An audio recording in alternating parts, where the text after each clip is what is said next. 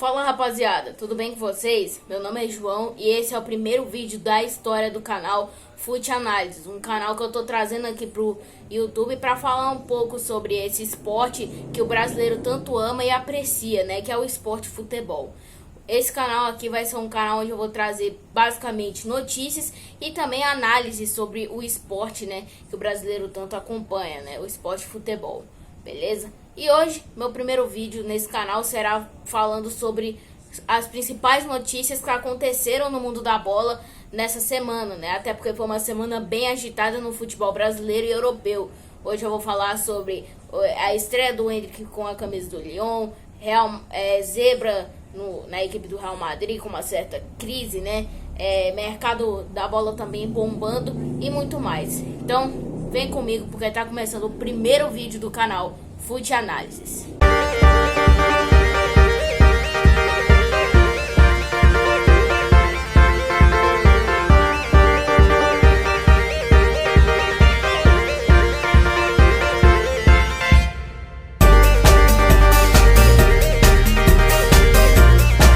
Domingo.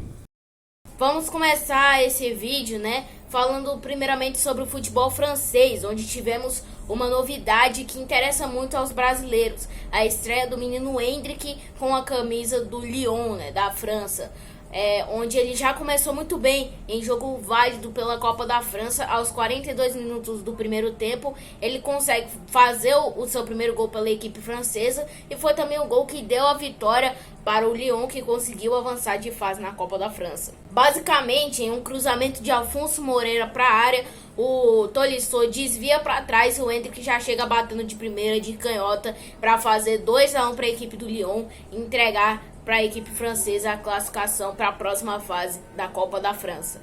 A atuação foi muito boa, com o chute na trave e dribles bem sucedidos. E ela foi tão boa que foi até destacada por um dos principais jornais franceses, o jornal L'Équipe, né, um dos jornais mais conceituados lá da França, que falou o seguinte: todos os olhos estavam nele e Endrick não decepcionou. Em sua estreia, o prodígio permitiu ao Lyon ganhar uma vantagem decisiva no jogo com seus chutes e dribles inspirados.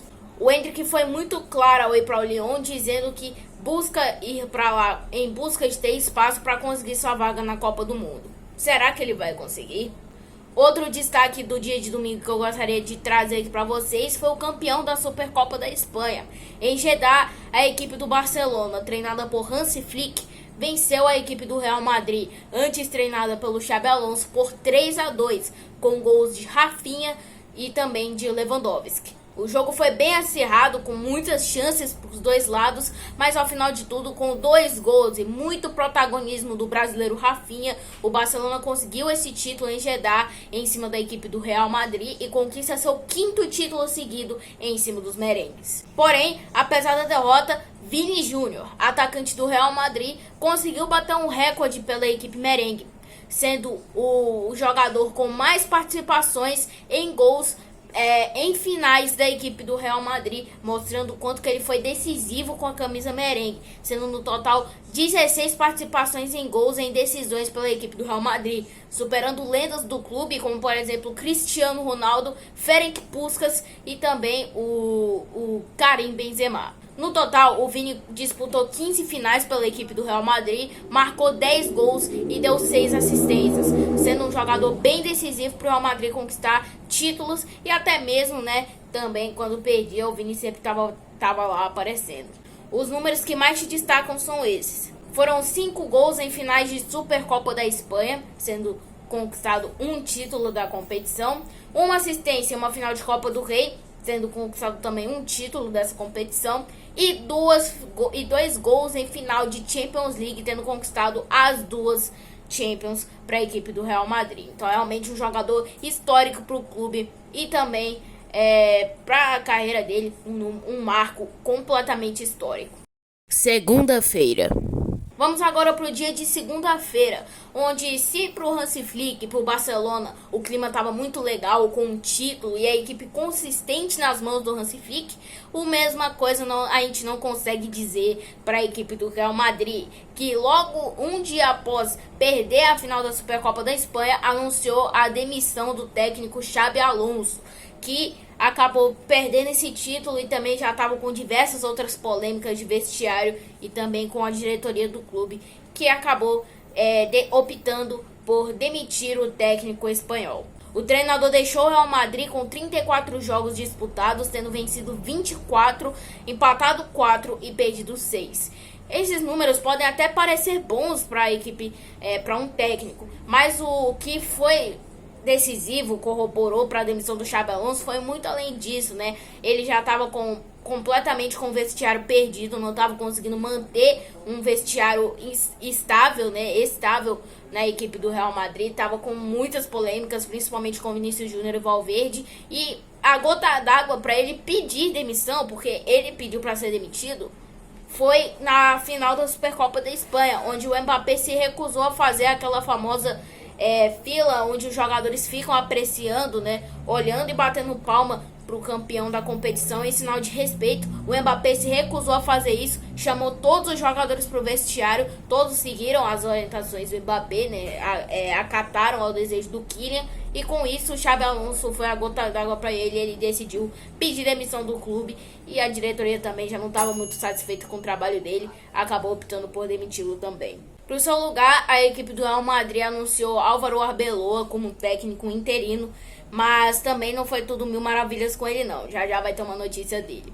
Seguindo, a próxima notícia de segunda-feira é com relação ao mercado de transferências, e a primeira notícia do mercado de transferências também é a primeira notícia do futebol brasileiro, onde o Flamengo, segundo o Fabrício Romano, já tinha sido anunciado que já tinha um acordo com o Lucas Paquetá. Hoje em dia a gente já sabe que essa negociação já está bem mais avançada, né? Já está quase acertado com o West Ham, o Paquetá já está quase acertado com o Flamengo para vir. Só falta definir algumas outras questões que eu vou falar mais pra frente. Mas na época que a gente tinha de informação era que o Flamengo já estava 100% acertado com o Lucas Paquetá. Só faltava acertar com a equipe do West Ham. E a informação do Fabrício Bruno, ela é muito confiável, porque o Fabrício Romano é um grande jornalista quando o assunto é sobre mercado de transferências. Ele é um especialista nesse assunto, então dá para confiar bastante nessa notícia. Atualmente na temporada pelo West Ham, o Paquetá disputou 19 jogos, marcou 5 gols e deu uma assistência. Números que podem até ser considerados bons, considerando que o West Ham está atualmente na zona de rebaixamento da Premier League. Última notícia de segunda-feira foi uma zebra histórica que aconteceu na Copa da França. Enquanto a equipe do Lyon e o Endrick se destacaram, principalmente o Endrick, né, teve grande destaque na mídia por ter conseguido ter feito seu primeiro gol, a equipe do PSG teve um destaque negativo por ter sido eliminada por 1-0 para a equipe do Paris FC. E detalhe, com o lei do ex de Jonathan Ikoné aos 73 minutos do segundo tempo. Basicamente, o jogador Kebal da equipe do Paris FC recebeu a bola de fora da área, lançou para o Ikoné dentro da área, que só finalizou de primeira para poder fazer o gol que eliminou a equipe do PSG num vexame histórico para a equipe de Luiz Henrique, que, lembrando, é a atual campeã da Champions League. Terça-feira.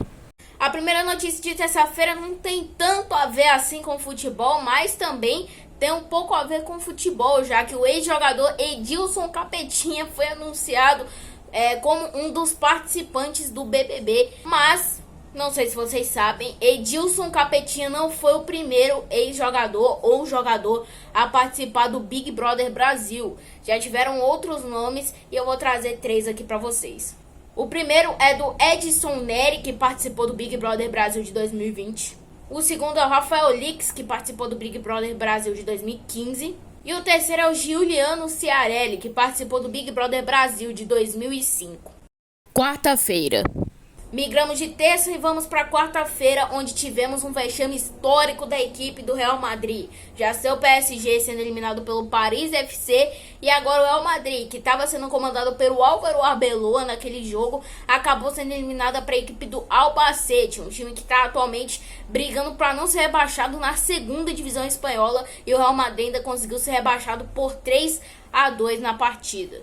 Outra coisa que deixou esse jogo bem marcado foi algo bem negativo também para a equipe do Real Madrid, já que o atacante brasileiro Vinícius Júnior mais uma vez sofreu com ataques racistas no decorrer da partida, dessa vez para a equipe do Albacete. Ele já tinha sofrido diversos ataques pela torcida das equipes do Valência e do Atlético de Madrid, e agora sofreu da equipe do Albacete, que disse basicamente o seguinte: Vinícius, você é um macaco. Fora do campo, o goleiro Courtois, que não participou desse jogo, publicou em suas redes sociais: basta de racismo, isso é vergonhoso. Mais uma vez a gente percebe que a Espanha tem dificuldade de lidar e reconhecer quando está sendo racista com outros jogadores. Quinta-feira.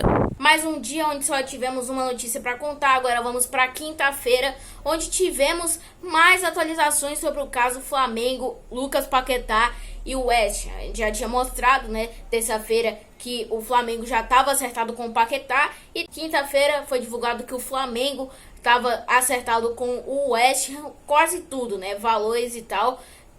Basicamente está sendo discutido aí 40 milhões de euros, onde se essa compra for realmente finalizada e oficializada, será a maior contratação da história do futebol brasileiro, ultrapassando a contratação do Gerson pela equipe do Cruzeiro, que custou mais ou menos uns 30 milhões de euros, E o acordo está sendo fechado em 40 milhões, tá praticamente tudo certo. A única coisa que não foi 100% definida foi quando que o West Ham vai liberar, a data da liberação, que tá dando uma treta aí, porque o West Ham tá querendo liberar o Paquetá só no final da temporada europeia, metade do ano do Brasil, pós-Copa do Mundo, enquanto o Flamengo tá querendo ele já pra agora. Vamos ver como é que vai se encerrar essa história aí, mas por enquanto quase tudo certo pro Paquetá voltar para a equipe do Flamengo. Agora vamos falar de outro time do Rio de Janeiro, só que dessa vez um total rival do Flamengo, a equipe do Vasco da Gama, que está quase oficializando a venda do atacante Ryan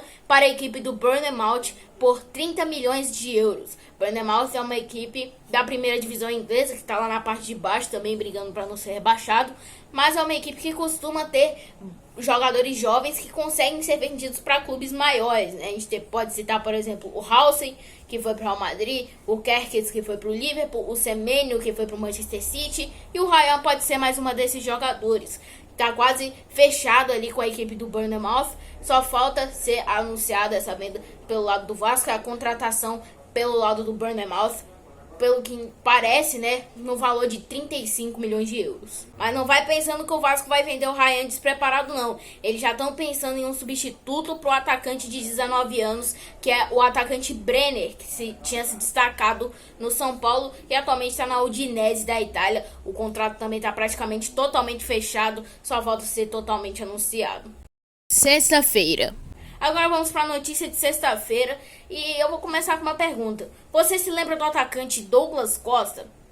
Exatamente. O atacante Douglas Costa ainda está atuando profissionalmente, ele não se aposentou. Ele que teve um grande destaque no Bayern de Munique, na Juventus e também na seleção brasileira. Agora parece que está acertado com a equipe do Chievo Verona e vai da Itália, da quarta divisão italiana, e vai voltar aos gramados após 6 meses, desde que havia rescindido seu contrato com a equipe do Sydney FC da Austrália, O contrato dele com o Chievo Verona é bem esquisito, porque ele vai ficar por 6 meses e depois ele vai se transferir lá para a equipe do Al Ittihad do Catar, já que as duas equipes têm o mesmo dono comandando tudo, E aí vai fazer essa transação, algo que a gente já viu, por exemplo, aqui no próprio Brasil, Com o John Textor mandando diversos jogadores para a equipe do Lyon, como por exemplo o Thiago Almada, tirando o Thiago Almada do Botafogo, mandando pro Lyon. O Jefinho, ele tirou do Lyon e trouxe pro Botafogo,